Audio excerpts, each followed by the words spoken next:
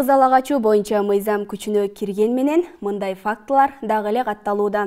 Ушул жана башка жаңылыктар тууралуу кененирээк мен Элизат Шешенбек кызы айтып бермекчимин. Амансыздарбы? Мисалы, Жалал-Абад облусунда акыркы 11 айда кызал агачуу боюнча 19 факты катталып, анын баары тергөөдөн кыскартылган.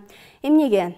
Укук коргоо кызматкерлеринин билдиргенине таянсак, ала качкан кыздардын ата-энелери милицияга арыз жазганы менен текшерүү учурунда кыздар өз ыктыяры менен турмушка чыгып, эч кандай дообуз жок деген көрсөтмөлөрү себеп болууда. Айрым укук коргоочулар кыз ала качуу пандемия маалында күчөгөнүн айтып, кылмышка баргандарга эч кандай чара көрүлбөй жатканын билдиришүүдө.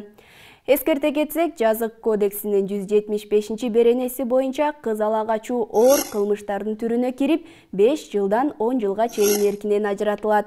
Ал эми өспүрүм кызды мажбурлап никеге тургузгандар 200 000 сом өлчөмдө айыпка жылышат. Көшөгөнү тартаарда жакшылап ойлонуңуздар. Ай, келдиңер байланай, бул эмне деген шумдук, бул эмне деген жапайычылык я. Эжеке, Ленин 46 деген кайсы жакта айтып коюңузбу? Ай, мына мен чакырдым милисни. Сиз чакырдыңызбы? Ооба, мен чакырдым. Ай, жок, ой туруңуз. Эмне болду? Ай, мен жалгыз кызымды ала качып кетиптир. Жа, бизди эмне чакырдыңыз? Молдону чакырбайсызбы? Никесин кыйсын, той-пой кылсын. Эми кичине саясатка токтолсок, Жетим Тоо темир кенин коргоо кыймылы түзүлдү. 18 декабрда Бишкектеги Ала Тоо аянтында Жетим Тоо кенин иштетпөө тууралуу акция өткөн. Ал эми 20 декабрда коргоо кыймылы түзүлүп, ага жүздөгөн жарандар киргенин кыймылдын төрагасы Тилекмат Кудайбергенов ырастайт. Кудайбергеновдун айтымында аталган кыймыл Жетим Тоону чет элдик ишкерлерге колдонууга бербөөнү жана экологияны сактоону талап кылат. Активисттер ушул күндөрү нарынга барып, жергиликтүү эл менен да жолугуп келишти. Ага чейин 17 декабрда Өнөр жай энергетика жана жер казынасын пайдалануу боюнча мамлекеттик агенттиктин төрагасы Жыргалбек Сагынбаев Кабар агенттигинде өткөн басма-сөз жыйынында Кыргызстан 2021 жылы Жетим Тоо кенин өз алдынча иштете баштай турганын жар салган. Анын айтымында мамлекеттин карамагындагы Жетим Тоодо 3 миллиард тоннадан ашык темирдин запасы бар жана дүйнөдөгү темир кендердин ичинен экинчи орунду ээлейт. Бет кап тагынып, санитардык эрежелерди сактап жүрөсүзбү?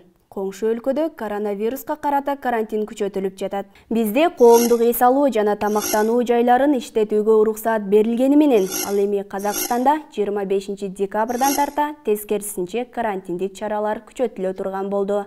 Бул тууралуу коңшу мамлекеттин расмий сайтында жазылган. Казак өлкөсүнүн өкмөт башчысына адистер январь-февраль айларында курч респиратордук вирустуу инфекциялардын фонунда коронавирус күчөшү мүмкүндүгүн эскерткен. Жекшемби күнү Казакстандын премьер-министри Аскар Мамин коронавирус инфекциясынын жайылышын алдын алуу боюнча мекемелер менен жыйын өткөрүп, карантинди күчөтүү тууралуу талабын койгон. Сактансаң, Кудай сактаймын дейт. Сактаналы. Ки маскаңды. Маска гана.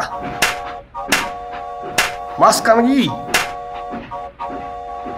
Кийсиң масканы.